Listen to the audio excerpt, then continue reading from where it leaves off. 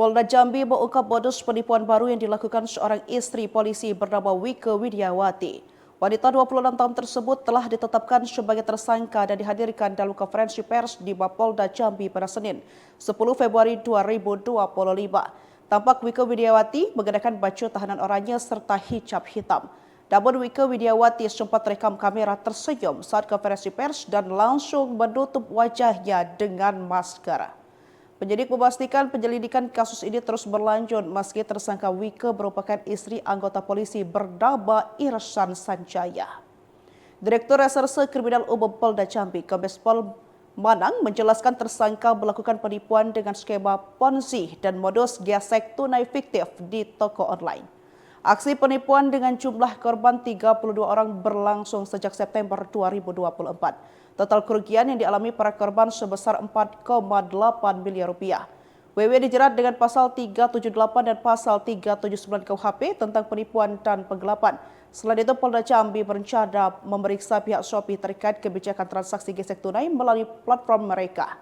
Ketika ditanya mengenai penggunaan uang hasil penipuannya, WW menjawab bahwa uang tersebut diputar kembali untuk menjalankan bisnis gestun fiktif yang telah dijalankan sejak September 2024. Baik Tribuners, kita beralih lagi ke informasi selanjutnya. Ini kabar soal istri polisi di Jambi yang katanya menipu 32 warga sampai korban ini rugi 4,8 miliar rupiah. Jadi ada seorang istri anggota polisi di Jambi berinisial WW, dia ditetapkan sebagai tersangka kasus penipuan Tribuners. Korbannya kerugian mencapai 4,8 miliar rupiah. Dan tercatat ada 3 penipuan dengan modus skema Ponzi yang ditawarkan oleh pelaku. Kemudian di Reskrimum Polda Jambi, Kombes Pol Manang Subeti mengatakan penipuan yang dilakukan WW ini cukup baru, yakni dengan gesek tunai fiktif atau gestun di sebuah marketplace begitu. Jadi menawarkan jasa gestun melalui toko online fiktif, kemudian member ini minta untuk membeli barang yang sebenarnya tidak ada. Kemudian diberikan keuntungan 30% setelah dan dana yang cair ke toko ini dipotong 15%, lalu sisanya diserahkan kepada pelaku gitu.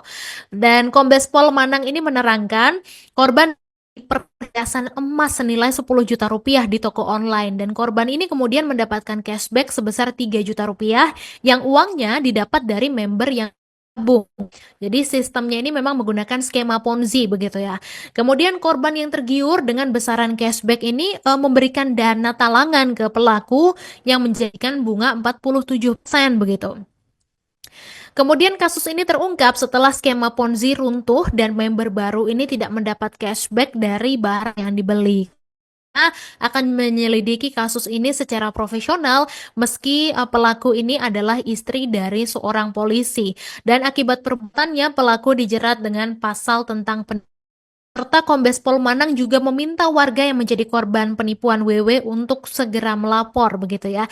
Saat ini penyidik masih mendalami jaringan penipuan termasuk toko online yang digunakan WW untuk transaksi fiktif. Nah, ini menjadi pelajaran juga untuk kita semua Tribuners untuk tidak mudah percaya dengan iming-iming keuntungan seperti skema Ponzi ini begitu ya.